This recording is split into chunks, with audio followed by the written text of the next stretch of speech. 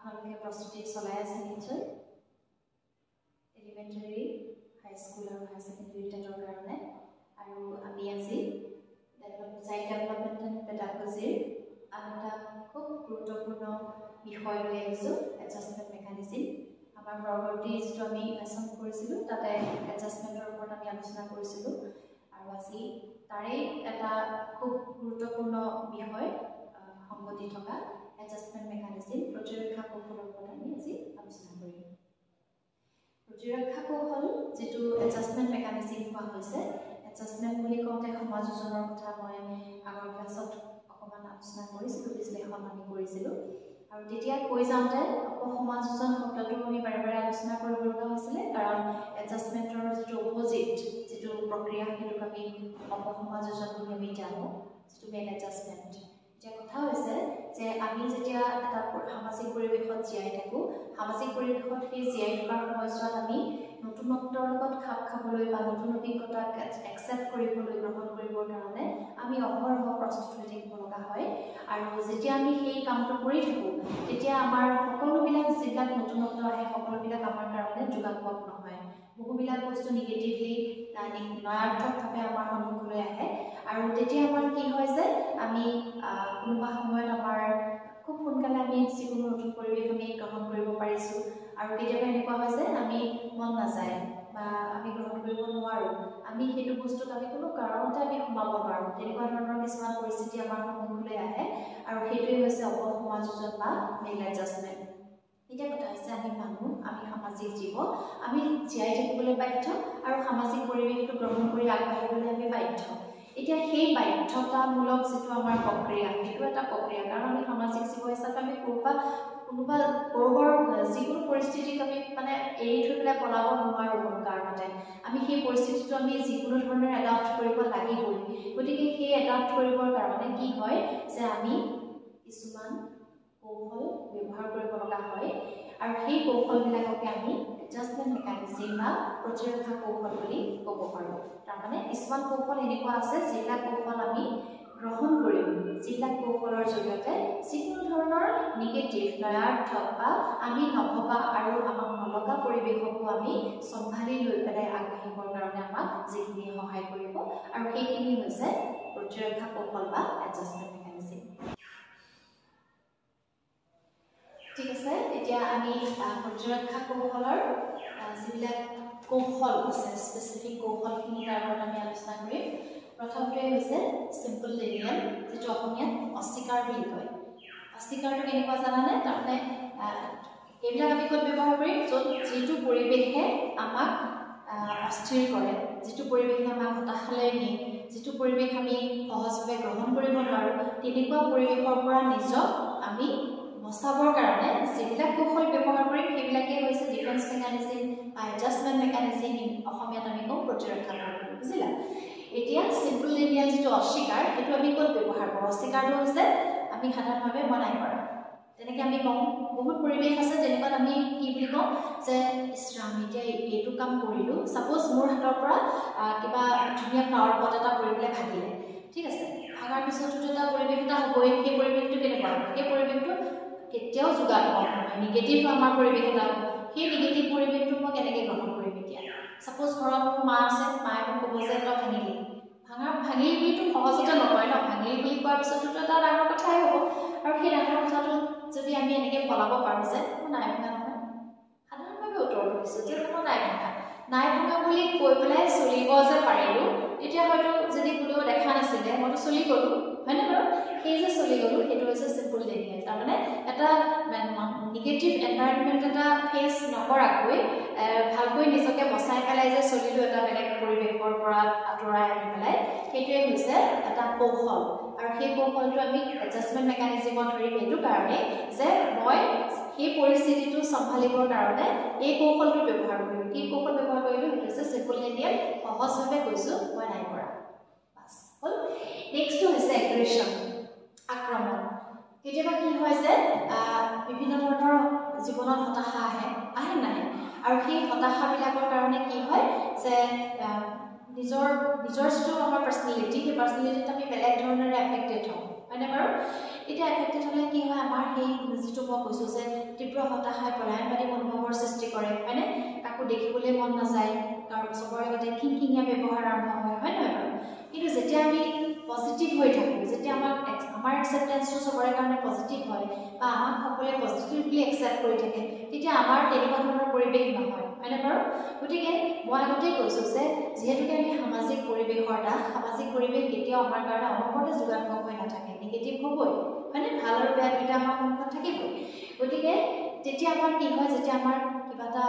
মানে হতাশাজনক কথাই আমাক বেছিকৈ ক্ৰিয়া কৰিছে বেছিকৈ আমাক প্ৰভাৱিত কৰিছে তেতিয়া কি হয় আমি আক্ৰমণাত্মক হ'ব লগা হয় কেতিয়াবা সাপোজ ৰিজাল্ট ইমানেই বেয়া হ'ল ল'ৰা-ছোৱালীৰ তেতিয়া কি কৰে যে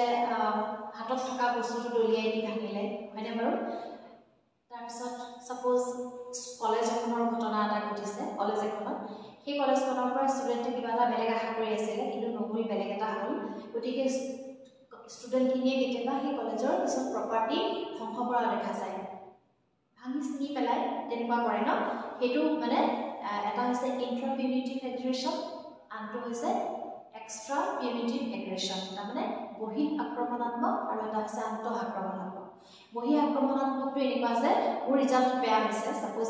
কোনোবা এটা পোৱালীৰ ৰিজাল্টটো যি আশা কৰিছিল সেইমতে দি হোৱা নাই বেয়া হ'ল গতিকে কি কৰিছে বহি ফালিছে পেইন দলিয়াই দিছে হয়নে বাৰু টেবুলত ঢকিয়াইছে বা নিজৰ টেবুলখনকে ধমকে মাৰিছে মানে চেয়াৰখন ভাঙিবলৈ যত্ন কৰিছে এইটো কি এক্সট্ৰা পিউনিটিভ তাৰমানে বহি আক্ৰমণাত্মক মানে বাহিৰৰ বাহ্যিক যিবিলাক বস্তু আছে তাক আক্ৰমণ কৰিছে ঠিক আছে আনটো হৈছে ইন্ট্ৰা পিউনিটিভ যেটো আন্তঃ আক্ৰমণাত্মক সেইটো হয় কেতিয়াবা কি কৰে ডিপ্ৰেছনৰ বশৱৰ্তী হৈ নিজক ধ্বংস কৰিবলৈ যত্ন কৰে সেইটো আন্তঃ বুলি কৈছে ইন্ট্ৰা ঠিক আছে এতিয়া কি কৰে বেয়া বস্তু খাবলৈ আৰম্ভ কৰে ন নিজক ধ্বংস কৰিবলৈ যেটো লিড কৰে যিবিলাক কাম কৰে তেনেকুৱা ধৰণৰ কাম কৰে গতিকে বেয়া কৰাটো আমি এডজাষ্টমেণ্ট মেকানিজমতে আমি কৈছো যে দুইটাই থাকিব পাৰে কিন্তু আক্ৰমণাত্মক যেটো মনোভাৱ সেই মনোভাৱটো হৈছে এডজাষ্টমেণ্ট মেকানিজমৰ এটা কৌশল তাৰমানে কেতিয়াবা কি হয় সেই যে ব্যৱহাৰটো প্ৰদৰ্শন কৰিছে সেই ব্যৱহাৰটোৰ জৰিয়তে মানুহে তাক একচেপ্ট কৰিবলৈ আৰম্ভ কৰে হয়নে বাৰু একো নকয় যে হ'ব দে বেয়া ৰিজাল্ট কৰিছ একো ক্ষতি হোৱা নাই নহয় তইতো আমাৰে ল'ৰা-ছোৱালী হয়নে বাৰু কথাটো সেই যিটো সিচুৱেশ্যন ক্ৰিয়েট কৰিলে সেই ল'ৰাটোৱে বা ছোৱালীজনীয়ে বা সেই স্পেচিফিক পাৰ্চনজনে কি কাৰণে কৰিলে টু ডু দ্য এডজাষ্টমেণ্ট সেইকাৰণে আমি তাক কি বুলি কৈছো এগ্ৰেশ্যনটো আমি এডজাষ্টমেণ্ট মেকানিজম বুলি কৈছো মানে এটা কৌশল অৱলম্বন কৰিলে বুজি পাইছা তাৰপিছত আমি যাম আনটোলৈ এইটো হৈছে কম্পেনচেশ্যন অসমীয়াত যিটো ক্ষতিপূৰণ বুলি ক'ব ক্ষতিপূৰণ কেনেকৈ জানানে মন কৰিবচোন কেতিয়াবা কি হয় যেতিয়া ল'ৰা-ছোৱালীৰ ক্ষেত্ৰত মাক দেউতাকে কিছুমান সময়ত খুব বেছি পজিটিভ হয় কেতিয়া সাপোজ নিজে সাপোজ পঢ়া শুনাৰ ক্ষেত্ৰত হয় যে তই বহুত ভাল ৰিজাল্ট কৰিব লাগিব ইমান পাৰ্চেণ্টেজ তোক লাগিব এনেকৈ পেলাই মাক দেউতাকে খুব কিছুমান ল'ৰা-ছোৱালীৰ ক্ষেত্ৰত প্ৰেছাৰাইজ কৰা দেখা যায় কিয় কৰে সেইটো এটা এডজাষ্টমেণ্ট মেকানিজম আচলতে তেওঁলোকে এটা সময়ত সপোন দেখিছিল যে আমি এনেকুৱা হ'ম বা এনেকুৱা কৰিম এনেকুৱা মাৰ্কছ এটা ল'ম তেওঁলোকৰ নিজৰ জীৱনত যিটো নহ'ল সেই নোহোৱাটো তেওঁলোকে কি কৰে লাষ্টত আহি পেলাই নিজৰ ল'ৰা-ছোৱালীৰ পৰা সেইটো ল'ব বিচাৰে আৰু সেইটো হৈছে ক্ষতিপূৰণ তাৰমানে মোৰ ক্ষতি আছিলে সেইটো পূৰণ কোনে কৰিব মোৰ ল'ৰা-ছোৱালীয়ে কৰিব আৰু সেইকাৰণে সিহঁতৰ যিটো ছাকচেছ সেই ছাকচেছটোৰ জৰিয়তে নিজৰ যিবিলাক মানে অৱসাদ আছিলে হতাশা আছিলে সেই হতাশাটো বেগ কৰিবলৈ যত্ন কৰে গতিকে কম্পেনচেশ্যন বা অৱলম্বনক এডজাষ্টমেণ্ট মেকানিজমৰ এটা কৌশল বুলি গণ্য কৰা হয় আনটো হৈছে সাবলিমেশ্যন উন্নীতকৰণ এতিয়া উন্নীতকৰণ শব্দটো যেটো সাবলিমেশ্যন বুলি কোৱা হৈছে সেইটো আচলতে যিকোনো ব্যক্তিৰ ক্ষেত্ৰত আমি সকলোৱে জানো যে আমি যিকোনো কাৰ্য কিহৰ জৰিয়তে কৰোঁ জানানে সেইবোৰ হৈছে আমি ইনষ্টিংক্টিভ আচলতে হয় আমাৰ কাৰ্যবিলাক সদায় ইনষ্টিংক্টিভ হয় তাৰমানে সহজাত প্ৰবৃত্তিৰ ওপৰত বেছ কৰি আমি যিকোনো কাৰ্যক্ৰমণিকা কৰি থাকোঁ ঠিক আছে গতিকে যিকোনো ধৰণৰ কামবিলাক যিবিলাক আমাৰ সহজাত প্ৰবৃত্তি সুলভ যদি আমাৰ হয় তেতিয়াহ'লে আমি আচলতে মানুহৰ পৰ্যায়লৈ উন্নত বুলি আমি ক'ব নোৱাৰিম তাৰমানে মানুহৰ পৰ্যায়লৈ উন্নত হ'বৰ কাৰণে আমি বিভিন্ন ধৰণৰ সহজাত প্ৰবৃত্তিখিনিক আমি মডিফাই কৰিবলৈ বাধ্য মডিফাই কৰিহে আমি আচলতে তেনেকুৱা কাৰ্য প্ৰদৰ্শন কৰিলেহে আমি সামাজিক জীৱ হিচাপে আমি স্বীকৃতি লাভ কৰিব পাৰোঁ গতিকে আমাক এই সাবলিমেশ্যনৰ প্ৰয়োজনীয়তা আছে যিটো হৈছে উন্নীতকৰণ সাপোজ যেতিয়া আমি যিটো আমাৰ মই ক'লোঁ যে ইনষ্টিংক্টিভ বিহেভিয়াৰৰ কথা ক'লো আমাৰ ইনষ্টিংকৰ কথা যদি কওঁ তেতিয়াহ'লে আমি জানো ইনষ্টিংবিলাক কি আছে সেইখিনি কথা আমি বেলেগ চেপ্টাৰত কেতিয়াবা আমি ভালকৈ আলোচনা কৰিম তথাপিও আমাৰ সহজাত প্ৰবৃত্তিসমূহ আছে আৰু সেই সহজাত প্ৰবৃত্তিসমূহৰ জৰিয়তে আমাৰ কাৰ্যকলাপবিলাক পৰিচালিত এতিয়া সাপোজ মই যদি এটা কথা কওঁ যে আমাৰ সহজাত প্ৰবৃত্তিৰ ভিতৰত আমাৰ ক্ৰোধটো এটা পৰে খংটো ঠিক আছে এতিয়া কিছুমান মানুহৰ খং খুব বেছি হোৱা দেখা যায় কিছুমান মানুহৰ বহুত বেছি খং থাকে মন কৰিবাচোন আৰু সেই খঙৰ বশৱৰ্তী হৈ পেলাই কি হয় নকৰিবলগীয়া কামবিলাক কৰে বা কিছুমান হতাশাজনক পৰিস্থিতি বা নহ'বলগীয়া পৰিস্থিতিৰ সন্মুখত যদি আহি ওলায় তেতিয়া সেই ব্যক্তিজন আৰু বেছি প্ৰভাৱিত হোৱা দেখা যায় ঠিক আছে কিন্তু সেই সময়ছোৱাত সেই ব্যক্তিজনে যিহেতুকে আমি সামাজিক প্ৰাণী গতিকে সেই সামাজিক প্ৰাণীৰ সেই পইণ্ট অফ ভিউৰ পৰা আমি সেই খং আমি প্ৰদৰ্শন কৰিব নোৱাৰোঁ বা আমি নিজকে সেই ক্ষেত্ৰত নিজৰ যিটো মডিফিকেশ্যন কৰিবলৈ বাধ্য আৰু সেই যিটো মডিফিকেশ্যন আমি কৰিম সেই প্ৰক্ৰিয়াটোকে আমি ছাবলিমেশ্যন বা উন্নীতকৰণ বুলি কওঁ সাপোজ খুব খঙাল ব্যক্তিবিলাক ব্যক্তি আছে বা যোনে যুঁজ বাগৰ কৰি ভাল পায় সিহঁতক যদি আমি এই যে ৰেচলিং যিটো আমাৰ সামাজিকভাৱে গ্ৰহণযোগ্য এটা খেল পদ্ধতি হয়নে বাৰু সেই ৰেচলিঙত যদি আমি সিহঁতক সোমোৱাই দিছোঁ খেলিবলৈ তেতিয়াহ'লে সেই যিটো ক্ৰোধ বা যুঁজ বাগৰ কৰি ভাল পোৱাৰ যিটো কেপাচিটি বা যিটো প্ৰবৃত্তি সেই প্ৰবৃত্তিটো তেওঁ এটা উন্নত মাধ্যমৰ জৰিয়তে নিজৰ সেই যিটো ভাল লগা কাৰ্য সেই কাৰ্যটো সামাজিকভাৱে গ্ৰহণযোগ্য এটা ৱে তেওঁ প্ৰদৰ্শন কৰিব পৰা আমি এটা সুবিধা কৰি দিছোঁ বা তেওঁ সেইটো ৱে সেইফালে আগবাঢ়ি গুচি গ'ল গম পাইছানে গতিকে সেই যিটো প্ৰক্ৰিয়া সেই প্ৰক্ৰিয়াটোৱে হৈছে ছাবলিমেশ্যন এইটো মই এটা উদাহৰণ মাত্ৰ দিছোঁ আচলতে আমাৰ ব্যক্তিৰ জীৱনত আমাৰ বিভিন্ন ধৰণৰ আমি যিহেতু সহজাত প্ৰবৃত্তিৰ দ্বাৰা ডমিনেটেড হৈ থাকোঁ বিভিন্ন কাৰ্যকলাপ সহজাত প্ৰবৃত্তিৰ জৰিয়তে আমি পৰিচালিত গতিকে সেই সহজাত প্ৰবৃত্তিখিনি মানুহ হিচাপে সামাজিক জীৱ হিচাপে আমি গ্ৰহণযোগ্য কৰিবৰ কাৰণে ছাবলিমেশ্যন বা উন্নীতকৰণৰ প্ৰয়োজনীয়তা আছে আনটো হৈছে ৰেচনেলাইজেশ্যন যুক্তিযুক্ততাটো কি আৰু যুক্তিযুক্ততা যিটো এডজাষ্টমেণ্ট মেকানিজমৰ কেনেকুৱা এটা ৱে সেইটো আমি আলোচনা কৰিম যুক্তিযুক্ততা এতিয়া মই কৈছোঁ যে ডিফেন্স মেকানিজমেও এইটো কথা কয় যেতিয়া আমি যিকোনো পৰিৱেশত পজিটিভলি গ্ৰহণ কৰিবলৈ গৈ থাকি তাত সেই পজিটিভিটি নাপায় বিভিন্ন ধৰণৰ নিগেটিভ বিভিন্ন ধৰণৰ হতাশা বিভিন্ন ধৰণৰ বাধ্যবাধকতা ইত্যাদিৰ জৰিয়তে আমি যেতিয়া প্ৰভাৱিত হওঁ বেয়াকৈ তেতিয়া আমাক কিছুমান কৌশলৰ প্ৰয়োজনীয়তা থাকে যাতে আমি সেই পৰিৱেশটোৰ পৰা ওলাই আহিব পাৰোঁ মানে সেই পৰিৱেশটোক আমি হজম কৰি ওলাই আহিব পাৰোঁ এনেকুৱা হৈছে আমি পলাই গুচি আহিম ঠিক আছে সেই যিখিনি কৌশল ব্যৱহাৰ কৰি সেইখিনি হৈছে ডিফেন্স মেকানিজম ঠিক আছে এতিয়া ৰেচনেলাইজেশ্যন যিটো যুক্তিযুক্ততা আমি ক'ত কেনেকৈ ব্যৱহাৰ কৰিম সেইটোৰ ওপৰত অকণমান মই উদাহৰণ দি কৈ দিছোঁ সেইটো হৈছে এনেকুৱা যে সাপোজ এটা ল'ৰাই ৰিজাল্ট ভাল কৰিম বুলি ভাবি আছিলে সি আগৰ পৰাই মাক দেউতাকেও কৈ আছে যে ভাল ৰিজাল্ট কৰিব লাগিব ভাল নম্বৰ পাব লাগিব তাৰপিছত তাৰ কি হ'ল যে সি পৰীক্ষাত ভাল নম্বৰ আনিব নোৱাৰিলে ঠিক আছে তেতিয়া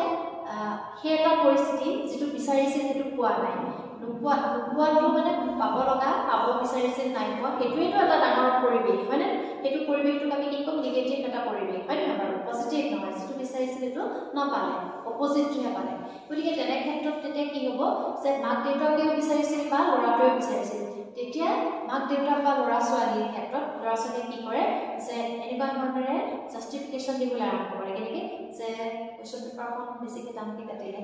বা কুৱেশ্যন পেপাৰখনৰ বস্তুখিনি আচলতে যি ধৰণেৰে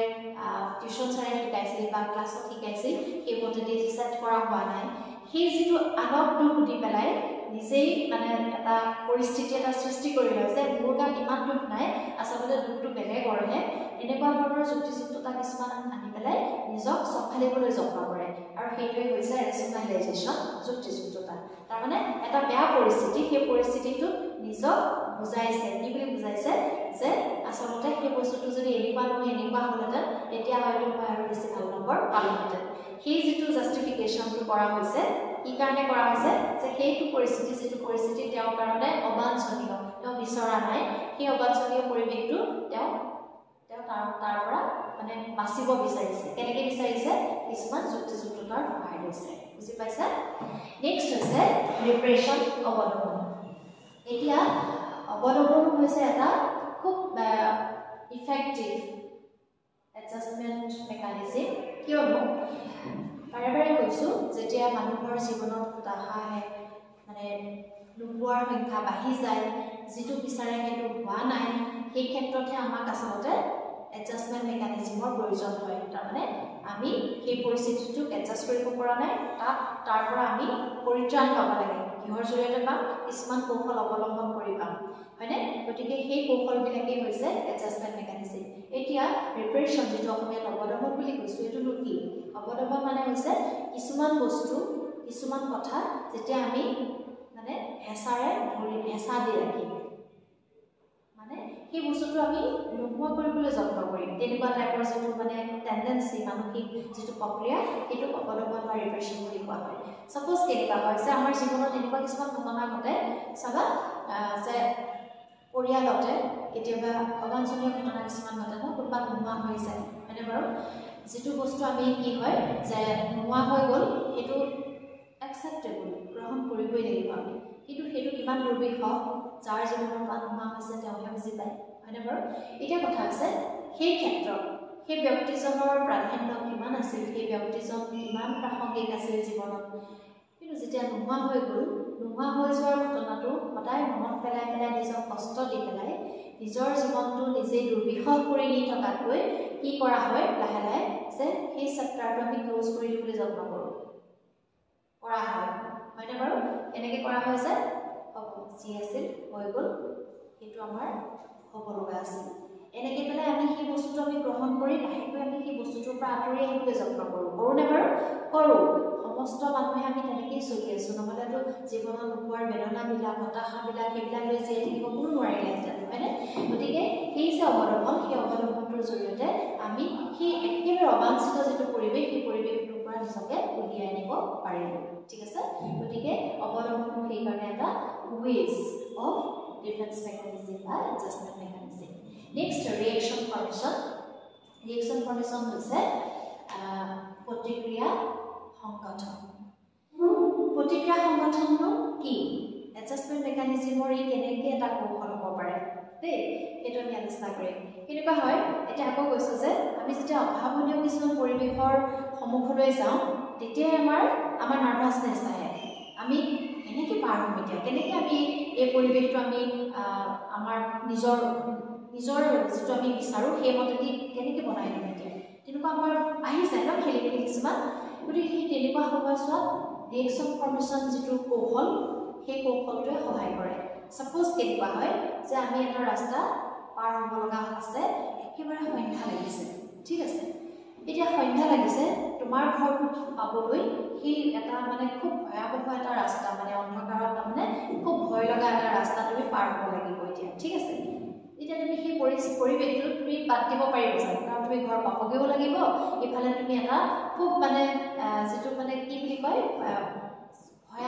জয়াল পৰিৱেশ এটা সন্ধ্যা সময়ৰ পাৰ হ'ব লাগে এতিয়া তুমি